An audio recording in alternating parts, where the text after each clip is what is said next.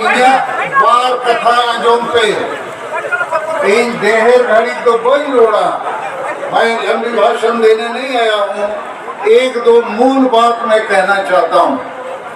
एक नंबर बात है कि हम जो आदिवासी हैं और खासकर संताल समुदाय के लोग जब भी हम कोई पूजा अर्चना करते हैं शुरू करते हैं तो हिरल मारांग बुरू बोलते हैं, अर्थात हमारा जो ईश्वर है ये पारसनाथ पहाड़ है और आज इस पारसनाथ पहाड़ पर जैन वालों का कब्जा और उनको ये कब्जा दिया जा रहा है। तो हमारे लिए ये संकट का मामला है और मारंगबुरू को बचाना अर्थात भारत ही नहीं दुनिया के आदिवासियों को बचाने जैसी बात है।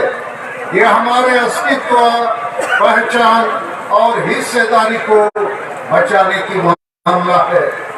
मगर जब भी हम इसको बचाने की बात करेंगे तो हमें हमारे दोस्त और दुश्मन की पहचान करनी होगी, क्योंकि इस समय जो तथ्य सामने आया है भारत सरकार और राज्य सरकार खुद पारसनाथ पहाड़ जो हमारा ईश्वर है इसको इन्होंने बिना आदिवासियों के साथ सलाह मशूरा किए, बिना हमारी भावना को, हमारे ईश्वर को इज्जत दिए हुए हमसे छीन कर किसी और को देने का काम किया।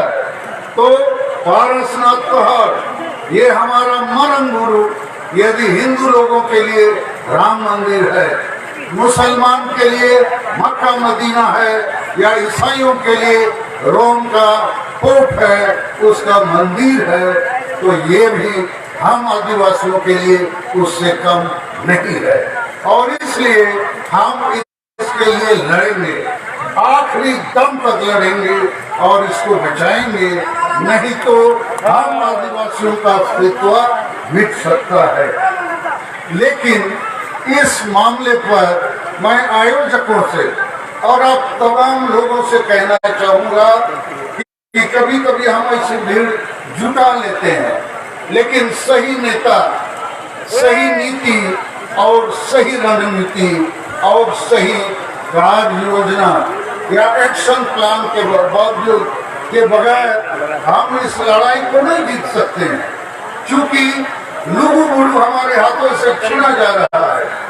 लुगु बुरु में हर साल कई लाख लोग आते हैं, सब पार्टी के नेता आते हैं, लेकिन लुगु बुरु में आज हिंदूकरण हो चुका है और जैसा ये जो पारसनाथ पहाड़ मारंगबुरू इसका जैनीकरण हो गया है, तो हम तमाम आदिवासी भाई और मंच में बैठे हमारे साथी नेताओं से भी हमारा कहना है कि हमको सही नेतृत्व करना होगा, सही नीति निर्धारित करनी होगी, सही रणनीति और कार्य योजना बनाना होगा।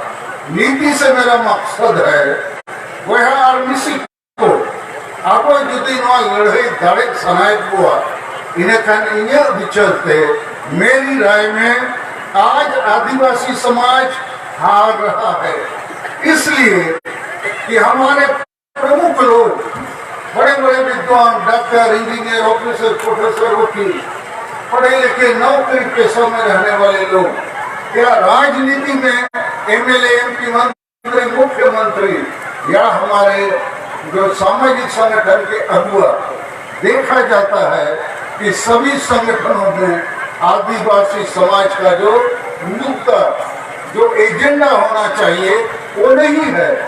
तो आदिवासी समाज का एजेंडा क्या होना चाहिए? भाषा, जाति, धर्म, इज्जत, आबादी, रोजगार, चासपास, प्रकृति और पर्यावरण को बचाना। उसी के तहत ये जो संविधान में आदिवासियों को अधिकार दिए गए हैं इसको बचाना। मैं जो देखता हूँ, जो अनुभव करता हूँ, विभिन्न पार्टियों में हमारे बड़े बड़े नेता हैं, हम ही मंत्री, मुख्यमंत्री हैं, लेकिन आदिवासी का एजेंडा नहीं रखते हैं और इसलिए चुनाव आते हैं, कोई ना कोई पार्टी जीतता है, लेकिन आदिवासी समाज हारता है, क्योंकि हमारे बीच में ये एजेंडा के रूप में भाषा भाषा जाति धर्म आदि नहीं रखता है। दूसरी बात, हम बृहद एकता की परिकल्पना नहीं रखते हैं।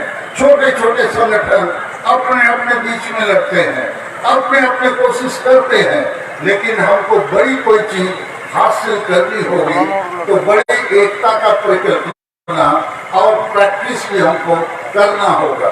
तीसरी बात कि आदिवासी समाज में आज तक गांव समाज में नशापन, अंधविश्वास, डाइन प्रथा, ईर्षा द्वेष, आदिवासी महिला विरोधी मानसिकता और वोट को हणिया दारू चखना में बेचना, इन परिस्थितियों में आदिवासी गांव समाज में कभी एकजुट नहीं हो सकता है। और यदि एकजुट नहीं होगा तो बड़ी लड़ाइयां जो जल जंगल जमीन या मारंगबुरु बचाना, लुगुबुरु बचाना, ये नहीं कर सकता है। ये जैन वाले लोग राष्ट्रीय स्तर पर इस आंदोलन को खड़ा किए और भारत सरकार और राज्य सरकार को इन्होंने दबाव में डाला और आखिर दोनों दबाव में पड़े खड़े और लिख के दे दिया कि पारसनाथ पहाड़ जैन वालों का है। अरे इस पहाड़ में आदिवासियों का प्रथम हक है, अभी भी हक है।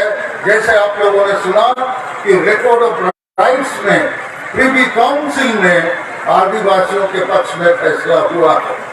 तो मेरा सुझाव भारत सरकार, राज्य सरकार को यही है, आप अविलंब बातचीत शुरू कीजिए और सच्चे आदिवासी जो प्रतिनिधि हैं, ये जो यहाँ सिकंदर हेम्ब्रोम है, नंकू टुडू है, बुधन हेम्ब्रोम है, ये पैसी के सभापति, उपाध्यक्ष और सचिव हैं, इनसे आप बात कीजिए और फैसला लीजिए। हम पारसनाथ पहाड़ के फर्स्ट पार्टी हैं, हमारा प्रथम अधिकार है। आप हमको क्यों निगलेक्ट करना चाहते हैं? ये हमारे साथ हमारे धर्म का, न्याय का, अधिकार के खिलाफ फैसला है।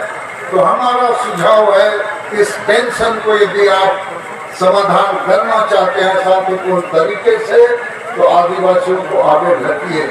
और इस मामले पर मैं दुख के साथ कहना चाहूंगा, ये जो हेमंत सोरेन साहब की सरकार है, ये संतान है, आदिवासी हैं, इनको तो कम से कम मारंगबुरु, पारसनाथ पहाड़, जुग जाहिर के बारे में जानकारी होनी चाहिए। और यहाँ जो वक्ताओं ने कहा कि स्थानीय जेएमएम का एमएलए इस आंदोलन को तोड़ना चाहता है, बदनाम करना चाहता है, मुझे लगता है ये अच्छी बात नहीं है। और मैं आप आदिवासी भाइयों से भी कहना चाहता हूँ, ये मामला ये गिरिडीह जिला का नहीं है, ये मामला राष्ट्रीय और अंतर्राष्ट्रीय है, पूरे भारत और दुनिया के आदिवासियों का मामला है। इसलिए हम लोगों को इस आंदोलन को अंतर्राष्ट्रीय फलक तक ले जाने की कोशिश करनी चाहिए।